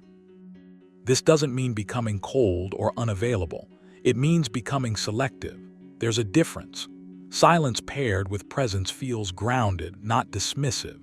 It's the silence of someone who listens fully, who doesn't interrupt emotional waves with nervous chatter. It's the silence of someone who knows that stillness often says more than performance. The Stoics practiced this through voluntary restraint. They trained themselves to endure discomfort without reacting. You can do the same. Every time you resist the urge to fill the gap, you strengthen a muscle most people neglect. Notice how your body reacts when silence appears. There's usually a tightening, a subtle urgency. That's your cue. Instead of acting, observe. Let the sensation pass. Tell yourself quietly, I don't need to move right now. That single sentence rewires your response. Over time, silence stops feeling like a test and starts feeling like neutral ground. From there, it can even become a place of connection. Two grounded people don't need constant noise to feel aligned. Wrote, you have power over your mind, not outside events. Realize this and you will find strength. Silence is one of those moments where this truth is tested. You don't control how quickly someone responds, how expressive they are, or how they process emotion. You only control whether you abandon yourself in the waiting. High-value men don't. You stay rooted. You continue living your life internally undisturbed. That steadiness is rare, and rarity attracts. To integrate this, practice intentional pauses. When you feel the impulse to respond immediately, wait. Not to manipulate, but to regulate. Give yourself space to choose your words instead of reacting from tension. Another exercise is silent presence. In conversations, let a thought land without rushing to add more. Allow pauses to exist. You'll notice how often depth emerges when you don't rush to the next line. Finally, journal your reactions to silence. Write down what you assume it means, then challenge those assumptions. Replace them with neutral or empowering interpretations. This trains your mind to stop empty space. Silence isn't a lack of value. It's often the container that reveals it. When you stop fearing it, you stop chasing. When you stop chasing, your energy shifts. You become less predictable, more composed, more centered, and that composure is felt long before words are exchanged. Adopt this habit deliberately. Let silence work for you instead of against you. The more comfortable you become with it, the more you'll notice something subtle but undeniable. You're no longer trying to be chosen. You're simply present. And presence, quiet and unforced, is one of the strongest forms of attraction there is. Number 5, respect grows when validation is not chased. Respect grows when validation is not chased, and you feel this truth the moment you stop leaning outward for approval and start standing inward with certainty. There's a quiet shift that happens inside you when you no longer need to be seen, praised, or affirmed to feel solid. You stop performing. You stop adjusting your posture of self-worth based on reactions. And strangely enough, that's when respect begins to form naturally around you. Not because you demanded it, not because you argued for it, but because you no longer needed it to breathe. As warned, if you seek tranquility, do less, or more accurately, do what's essential. Chasing validation is never essential, it's noise. When you remove that noise, what's left is presence, and presence commands attention without asking for it. You need to understand something subtle here. Validation seeking isn't loud all the time. It doesn't always show up as begging for compliments or reassurance. Often, it's quieter. It's the urge to explain yourself when no explanation is required. It's the reflex to soften your boundaries so you're not misunderstood. It's the impulse to prove your value before anyone questions it. Every time you do that, you send a message you didn't intend to send. I am unsure of my own worth, so I need you to confirm it for me. Respect doesn't grow in that soil. Respect grows where self-trust lives. When you trust yourself, you don't rush to be liked. You let others arrive at their own conclusions, and that patience signals strength. High-value men understand that respect is not negotiated through effort. It's revealed through restraint. When you stop chasing validation, you stop leaking energy. You speak when you mean something. You stay silent when there's nothing to add. You don't how you're perceived. Epictetus put it plainly. If you want to improve, be content to be thought foolish and stupid. That line hits hard because it exposes the root of validation hunger, the fear of being misjudged. The moment you release that fear, you become unmovable. And when you are unmovable, people feel it, even if they can't explain why. There's also something deeply attractive about emotional independence. When you don't need constant affirmation, your actions feel cleaner, less transactional. You're not giving with a hidden expectation. You're not listening just to be liked. You're not agreeing just to maintain harmony. You're choosing. And choice is power. Respect follows power, not need. When validation is chased, it turns interactions into subtle negotiations. When validation is unnecessary, interactions become honest. Honesty over time earns respect far more reliably than charm or compliance ever could. You might notice discomfort at first when you stop chasing approval. Silence can feel heavy. Not explaining yourself can feel risky. Letting someone misunderstand you can feel like a loss. But this discomfort is not a sign of weakness, it's withdrawal. You're withdrawing from a habit that once gave you emotional hits. Seneca reminded us, "He who is brave is free." Freedom here means freedom from the compulsion to be approved of.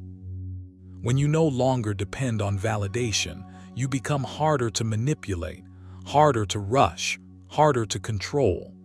Respect naturally aligns itself with those traits.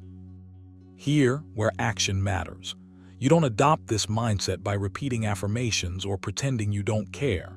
You build it through deliberate practice. Start with restraint. The next time you feel the urge to justify yourself, pause. Ask yourself if the explanation is necessary or if it's just a bid for approval. If it's the latter, let the moment pass. That pause is strength training for your mind. Another practice is selective response. You don't need to react to everything. Let some comments sit unanswered. Let some assumptions exist without correction. This isn't passivity, it's discipline. It's choosing where your energy goes instead of handing it out reflexively. You can also train this through internal validation. At the end of the day, review your actions, not how they were received. Ask yourself if you acted in alignment with your values. Did you keep your standards? Did you speak truthfully? Did you remain composed? Wrote, if you are distressed by anything external, the pain is not due to the thing itself, but to your estimate of it. When your self-assessment becomes primary, external validation loses its grip. Respect begins internally, then radiates outward. Another exercise is intentional silence, not the awkward kind, but the grounded kind. Sit with moments where you could add something and choose not to. Feel the urge rise, then fall. Notice how little actually collapses when you don't fill the space. Over time, you'll realize that your presence doesn't diminish in silence, it sharpens. People listen more closely when you speak less. They weigh your words differently. That's respect forming in real time. As you continue this practice, something important happens. You stop trying to be impressive and start being consistent. Consistency is what people trust. Trust is what people respect. You're no longer swayed by praise or shaken by indifference. You remain steady, and steadiness is rare.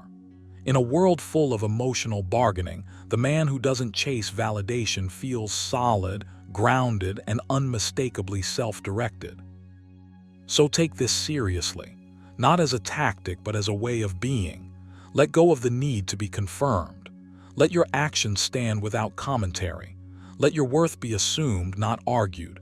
As Epictetus advised, don't explain your philosophy, embody it. When you do, respect won't need to be demanded. It will arrive quietly, stay longer, and deepen with time. Number 6, she mirrors the emotional standard you set. She mirrors the emotional standard you set. Sounds simple on the surface, but when you really sit with it, you realize it's one of the most quietly powerful dynamics in any interaction between you and a woman. And it's one that only high-value men truly understand, not intellectually but viscerally. You don't control her emotions. You don't manage them. You don't react to them like they're storms you need to survive.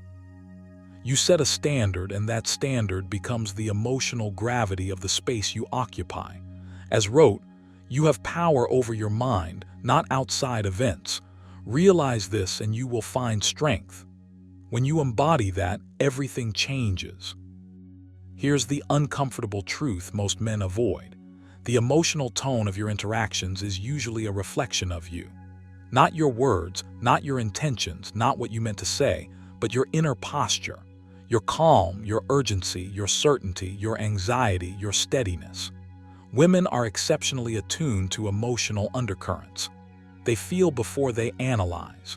So when you bring composure, groundedness, and emotional self-command into a room, that becomes the baseline. She doesn't rise because you demand it. She rises because there is nothing lower to settle into. You are the reference point. If you're reactive, she feels permission to be reactive. If you're centered, she unconsciously matches that rhythm. If you're unbothered, present, and emotionally self-contained, the interaction stabilizes around you. This isn't manipulation, it's alignment. Epictetus reminded us, first say to yourself what you would be, and then do what you have to do. When you decide the kind of emotional man you are and live it consistently, you stop chasing responses. You start setting climates.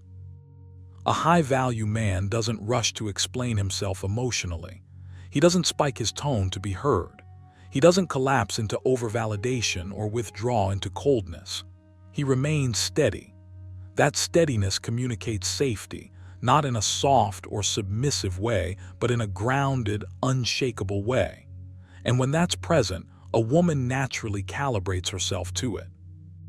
Her emotional expression becomes clearer, calmer, more respectful, not because she's trying to impress you, but because chaos finds no foothold in your presence. What most men miss is that emotional leadership has nothing to do with dominance or control. It has everything to do with regulation.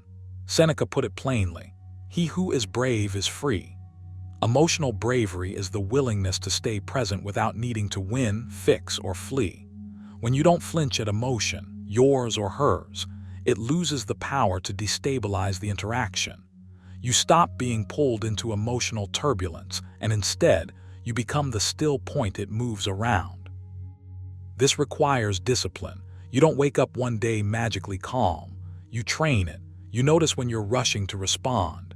You catch yourself when your tone tightens. You pause when your ego wants to prove something.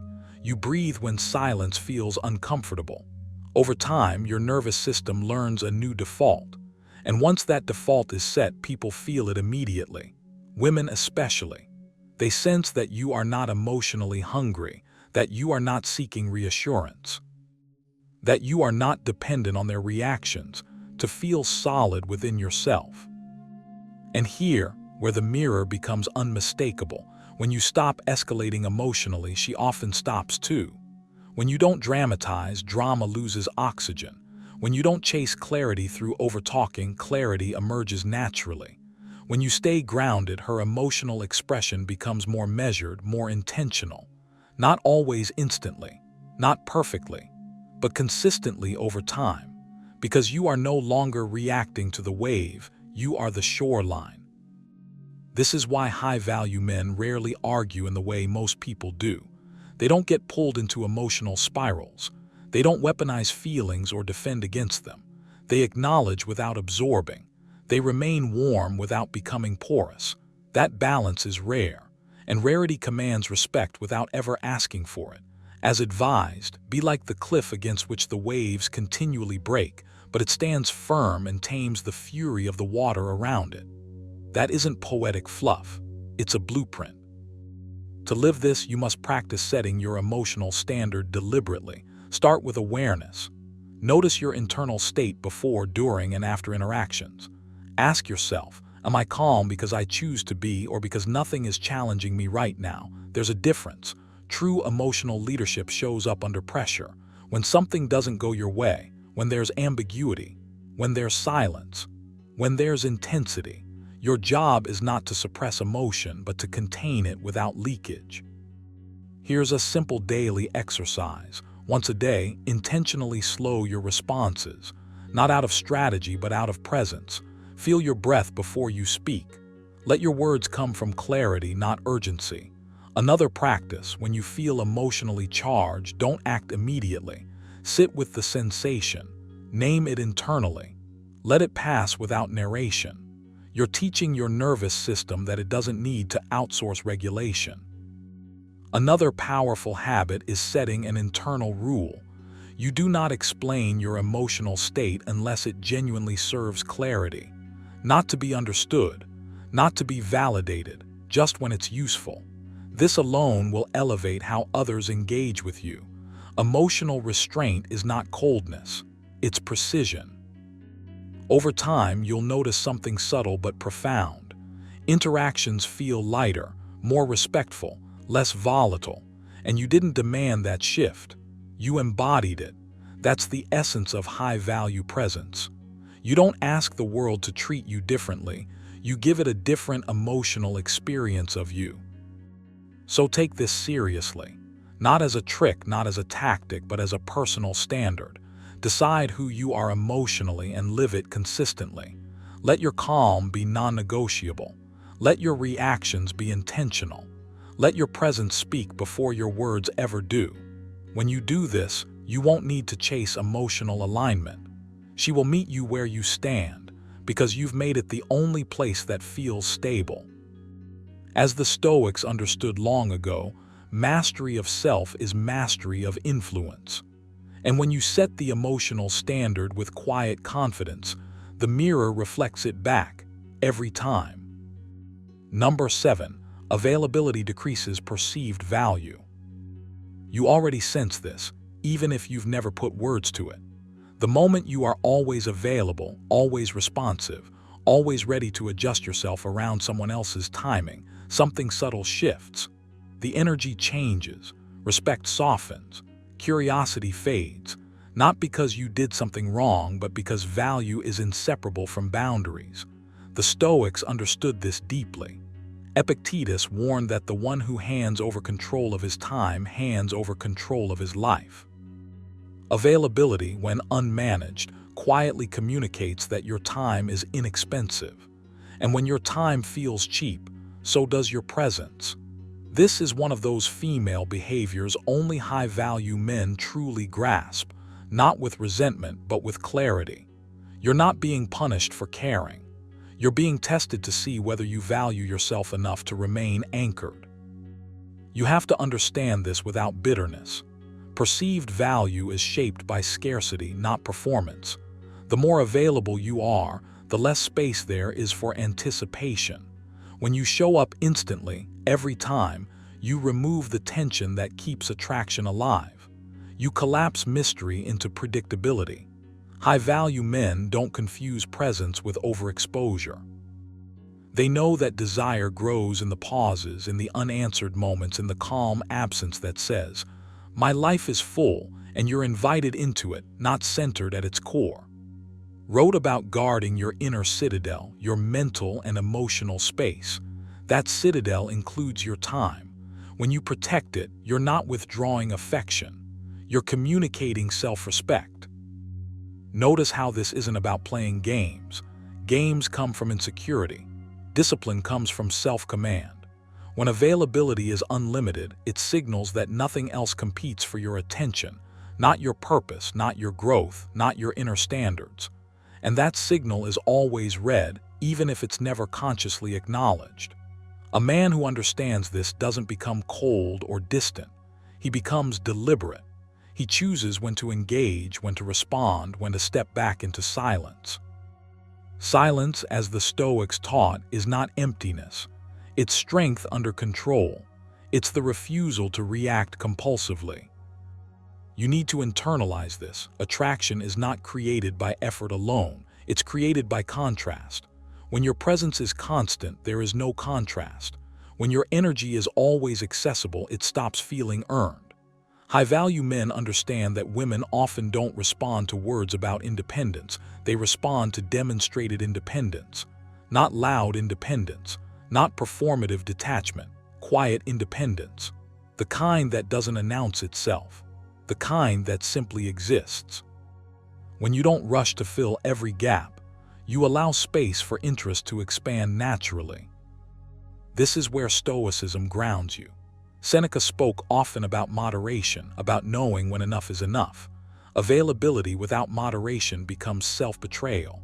You begin shaping your day around someone else's reactions, someone else's pace. And the moment you do that, you subtly lower your own rank in your mind. Others feel that drop immediately. You don't need to explain why you're unavailable. Explanation is often a bid for approval. High-value men don't justify their boundaries, they embody them. Your calm refusal to be endlessly accessible says more than any speech ever could. You may feel the urge to prove interest, to reassure, to show consistency. Resist the urge to. Consistency doesn't mean constant presence. It means emotional steadiness. You can be warm without being omnipresent. You can be interested without being consumed. This distinction changes everything. When you master it, you stop chasing reactions and start setting a rhythm. And people naturally adjust to your rhythm when it's grounded in self-respect. Here's the deeper layer most men miss. Decreasing availability isn't about withholding, it's about redirecting. You're not removing energy, you're reinvesting it.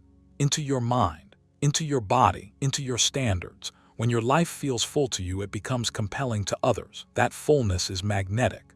The Stoics would say you're aligning with nature, your own nature, acting from wholeness rather than hunger. When hunger leads, availability spikes. When wholeness leads, availability becomes intentional. You can feel this shift internally before it ever shows externally. You stop checking. You stop waiting. You stop measuring your worth by response times or attention cycles. You move when it's aligned, not when it's anxious. That inner stillness is what recalibrates how you're perceived. Remember, people don't respond to what you say you value. They respond to what you protect. To integrate this, start with simple discipline practices. First, reclaim your time consciously. Each day, block periods where you are unreachable, not as a tactic but as training. Sit with the discomfort that arises when you don't immediately respond. That discomfort is your dependency loosening its grip. Second, practice delayed response, not out of strategy but out of presence. Respond when you're grounded, not when you're restless. Let your nervous system learn that nothing collapses when you don't react instantly. Third, conduct a nightly reflection as did. Ask yourself where you gave away your time today without intention, not with judgment, with curiosity. Awareness precedes change. Another exercise is internal anchoring. When you feel the pull to be overly available, pause and repeat a Stoic reminder. I control my actions, not outcomes. This pulls you back into agency. You don't need to manage perception aggressively. You need to manage yourself consistently. Lastly, train selective engagement. Choose one interaction per day where you prioritize depth over immediacy. Fewer words, more presence. Less explanation, more certainty.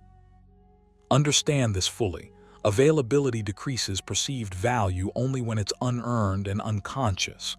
When your availability is chosen, it becomes powerful again. High-value men don't disappear. They don't manipulate. They don't punish with silence. They stand still. They live fully. And they let others feel the weight of their presence precisely because it isn't always there. Adopt this, not to control anyone else, but to reclaim yourself.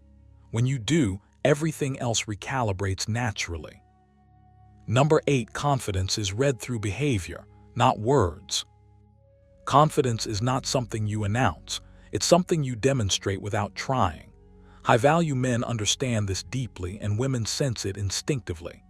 You can say all the right things, choose impressive words, even sound persuasive on the surface, but confidence isn't processed through language. It's read through behavior, through stillness, through how you carry yourself when no validation arrives. As reminded himself, waste no more time arguing about what a good man should be. Be one. That line alone dismantles the idea that confidence needs explanation. You don't convince, you embody. When you understand this, your entire approach shifts. You stop trying to prove strength and start refining it internally. Women don't respond to declarations of certainty. They respond to the absence of neediness, the lack of urgency, the quiet self-trust that doesn't lean forward for approval. Confidence shows up in how you pause before responding, how you don't rush to fill silence, how you remain grounded even when outcomes are unclear. You don't chase reactions. You don't over-clarify your intentions. You don't adjust yourself mid-moment to be liked. This is behavioral confidence, and it's unmistakable. The Stoics were relentless about this idea. Epictetus said, "Don't explain your philosophy, embody it." Confidence follows the same law. The moment you explain it, you dilute it. The moment you try to signal it verbally, you expose the insecurity underneath. High-value men don't broadcast certainty because they don't need feedback to stabilize themselves. Their behavior already communicates it. They move with internal alignment, and that alignment is felt before a single word lands. You need to understand that women are not listening for confidence, they are watching for congruence. Are your actions aligned with your words? Are your reactions steady? Do you remain consistent regardless of external approval? Behavioral confidence is revealed in how little you flinch, in how rarely you feel compelled to defend your choices, in how you don't perform strength, you live it quietly. This is why loud certainty often repels. It's trying too hard to be seen. True confidence is comfortable being unnoticed. There's a calm authority that emerges when you stop narrating yourself, when you trust that who you are doesn't require explanation. Seneca wrote, "He who is brave is free." Behavioral confidence is freedom in motion, freedom from the need to persuade, freedom from emotional overreaction, freedom from external control. When you act from that place, women don't need reassurance. They sense stability, and stability is magnetic. This is where most men struggle. They think confidence is volume, assertion, dominance in speech, but those are often masks. Confidence is restraint. It's choosing not to react impulsively. It's letting things unfold without interference. It's being rooted enough to allow silence to exist without panic. When you speak less but act consistently, your presence becomes heavier, not aggressive, grounded, unshakable. You cultivate this by shifting your focus inward. Stop asking how you're perceived and start asking whether you're aligned. Stop trying to manage impressions and start managing your state. The Stoics didn't train themselves to impress. They trained themselves to be unaffected. And that emotional independence is what modern confidence is built on. When your behavior no longer bends to external stimulus, you become predictable in the best way, steady, composed, reliable in your reactions. Now comes the work, not theory, practice. Start with a daily discipline of stillness. Each day, intentionally slow your responses. When emotion rises, pause. Let the impulse pass without expression. This isn't suppression, it's mastery. You're teaching your nervous system that you don't need to react to feel secure. Over time, this rewires how you move through interactions. Another exercise, reduce verbal justification. For 1 week, remove unnecessary explanations from your speech. Say what's needed and stop there. Notice the discomfort. Sit with it. That discomfort is where false confidence dissolves and real confidence forms. You're learning to let your decisions stand on their own. Practice outcome detachment. Before any interaction, remind yourself that your worth is not tied to a response. This is straight from Epictetus, who taught that peace comes from focusing only on what's within your control. When you release attachment to results, your behavior naturally relaxes, and relaxed behavior reads as confident. Finally, commit to internal standards. Write down what you respect in yourself, values, boundaries, principles, and act in alignment with them daily. Confidence grows when you keep promises to yourself. Every time you act according to your own code, your behavior gains weight. You don't need to speak confidence when you live it consistently. Confidence is not a performance. It's a byproduct of self-trust repeated over time. When you understand that women read behavior, not words, you stop trying to convince and start becoming. And once that happens, your presence speaks long before your voice ever does. Number 9, she notices how you treat limits more than how you treat her. When you really understand attraction at a deeper level, you stop obsessing over how you treat her and start paying attention to how you treat your limits. This is one of those quiet truths most men never see. She is watching how you handle boundaries, not because she wants conflict, but because boundaries reveal who you are when comfort is no longer guiding your behavior. You can be warm, attentive, playful, even generous. But if your limits collapse the moment they're tested, something inside her takes note. Not consciously, not maliciously, but instinctively. High-value men grasp this without needing it explained.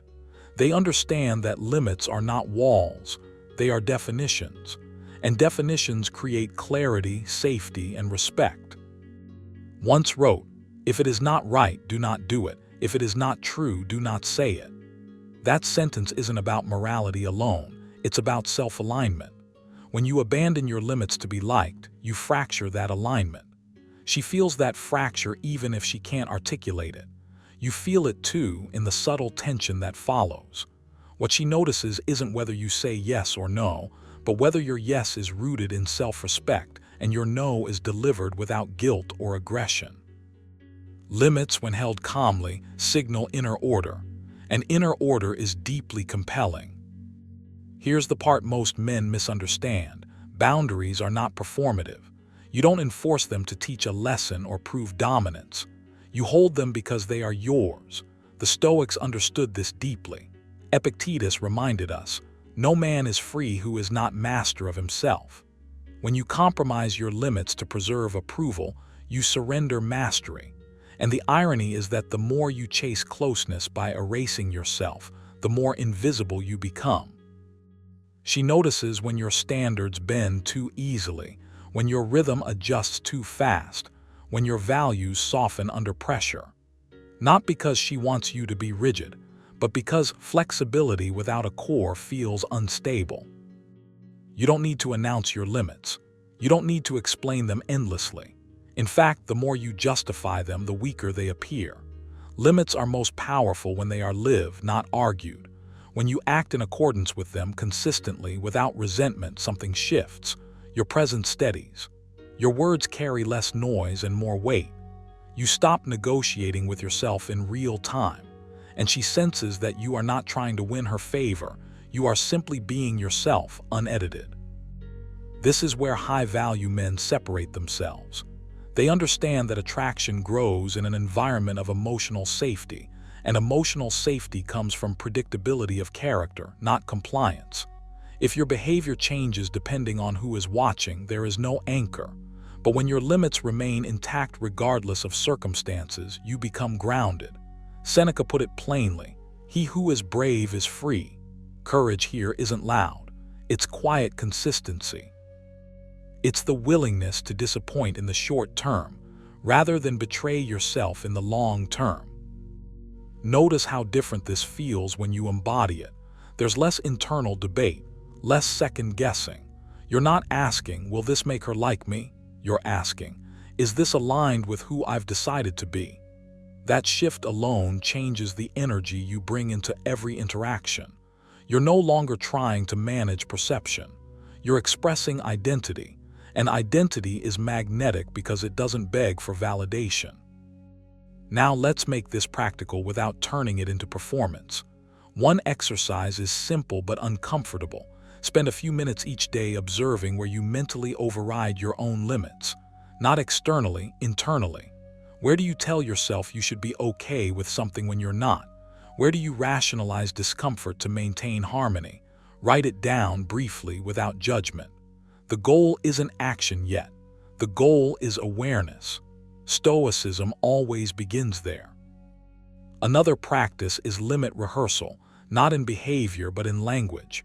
Quietly formulate one calm sentence you could say when a boundary is reached, without defensiveness or explanation. You don't need to use it. You just need to know you could. This builds inner readiness. Confidence often comes not from action but from preparedness. When you know you can hold your line, you stop fearing the moment it might be tested. Finally, train yourself to pause. Limits are often broken not because you lack standards, but because you react too quickly. Insert a breath, a moment. Urged, you have power over your mind, not outside events. Realize this and you will find strength. That pause is power. It's the space where choice lives. The more you practice it, the less likely you are to abandon yourself under pressure. Remember this.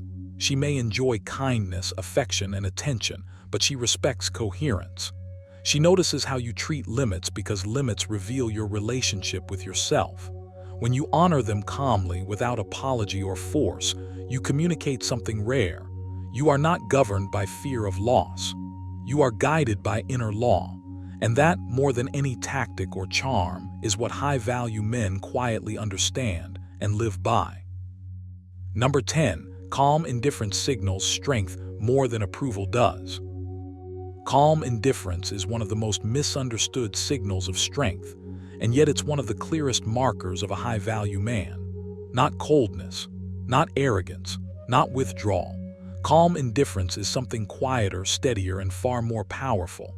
It's the inner posture that says, "I am complete whether this moment goes my way or not." And paradoxically, that is exactly why it commands respect. When you understand this, you stop chasing approval without needing to announce that you've stopped. You simply move differently. You breathe differently. You respond instead of react. Most people are conditioned to believe that approval is currency. Get enough of it and you feel safe. Lose it and you feel exposed. But the moment you begin to rely on approval, you give away leverage over your emotional state. You start adjusting yourself, your words, your tone, your timing, to earn something external. That subtle hunger is always felt, even when it's hidden behind confidence or charm. Calm indifference breaks that pattern. It doesn't seek validation, and it doesn't reject connection either. It just refuses to need it. That refusal is not defensive. It's grounded, and groundedness is magnetic. The Stoics understood this deeply. Wrote, "You have power over your mind, not outside events. Realize this and you will find strength." Calm indifference is the lived expression of that idea. You are not unmoved because you don't care. You are unmoved because your sense of self is not tied to the outcome. Approval becomes optional, not essential. And when approval is optional, it loses its power to control you. What many men miss is that indifference is not something you perform.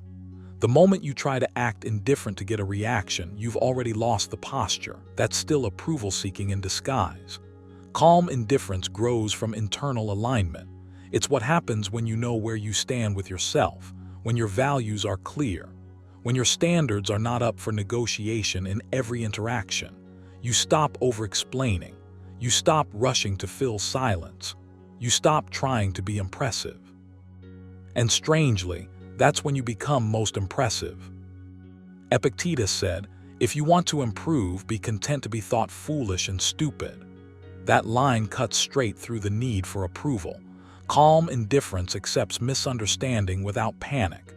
It allows someone else's opinion to exist without rushing to correct it. You don't need to prove your worth because your worth is not a debate you're participating in anymore. You listen. You observe. You choose when to engage and when to let things pass. This selective engagement is a form of power that can't be faked. Here's the deeper layer most people never articulate. Calm indifference creates emotional safety, not through reassurance but through consistency.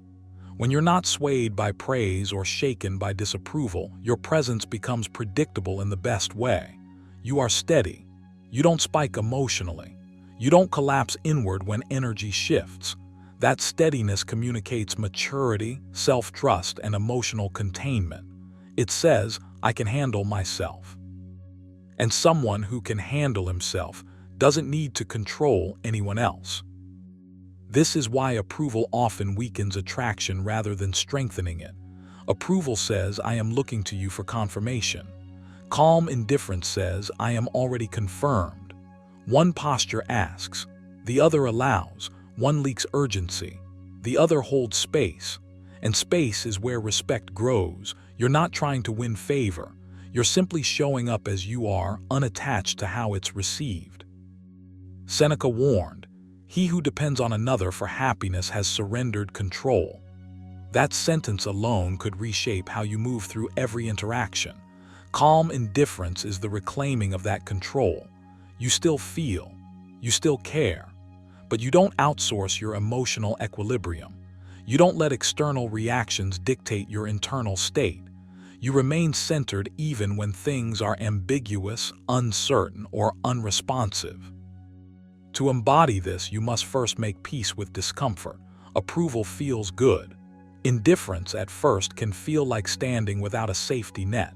There may be moments of silence where you'd normally speak, pauses where you'd normally explain, restraint where you'd normally lean forward emotionally. These moments are not emptiness, they are training grounds. Each time you resist the urge to seek validation, you strengthen your self-trust. Each time you let an outcome unfold without interference, you reinforce your composure. A practical way to train this is through intentional non-reaction. Choose small moments each day where you consciously pause before responding, not to manipulate but to check in with yourself. Ask quietly, "Am I about to speak to express truth or to gain approval?" If it's the latter, let the moment pass. Silence, when chosen deliberately, sharpens presence. It teaches you that nothing collapses when you don't chase. Another exercise is outcome detachment. Before any interaction, remind yourself that the result does not define you. Say it internally, feel it. Then proceed without rehearsing, without bracing, without hopping. This doesn't make you passive, it makes you free. You act from intention instead of anticipation. Over time, this rewires how you experience connection altogether. You can also train calm indifference through attention discipline. Notice where your mind goes after an interaction. Are you replaying words, interpreting reactions, looking for signs? Each time you catch yourself doing this, gently redirect your focus back to something within your control, your breath, your posture, your next action. Reminded himself, the tranquility that comes when you stop caring what they say, or think, or do. That tranquility is cultivated, not granted. What emerges from this practice is not detachment from people, but attachment to principle. You become anchored in who you choose to be, not how you're perceived. That anchoring changes everything. Your words carry less need and more weight. Your presence feels relaxed but intentional. You don't rush connection and you don't resist it either. You let it meet you where you are. Calm indifference is not about playing hard to get. It's about being hard to move internally. When you reach that place, approval becomes a bonus, not a requirement. And that shift, subtle, quiet, almost invisible, is exactly what separates men who seek validation from men who naturally command respect. The invitation is simple but not easy. Stop leaning outward for confirmation and start standing inward with certainty. Practice it daily. Feel the difference. And let your calm do the speaking for you. Before you leave, remember this. High-value men don't chase clarity, they create it. The behaviors you've just learned aren't tricks, tactics, or manipulation. They're signals. Signals that reveal who you are before you ever speak. Most men react. High-value men observe. Most men explain. High-value men embody. And that's why these behaviors make sense to you now. Because you're no longer looking for validation, you're building presence. If this video shifted even one perspective, don't let it stop here. Rewatch it. Sit with it. Apply it in silence. The real power isn't knowing these behaviors, it's remaining composed when they appear. That's where attraction, respect, and leverage quietly form. If you want more content rooted in calm confidence, emotional discipline, and timeless Stoic wisdom applied to modern relationships, make sure you subscribe. Like the video so it reaches men who need it, and comment below which behavior opened your eyes the most. Remember, when you master yourself, everything else adjusts around you. Stay steady, stay selective, and I'll see you in the next one.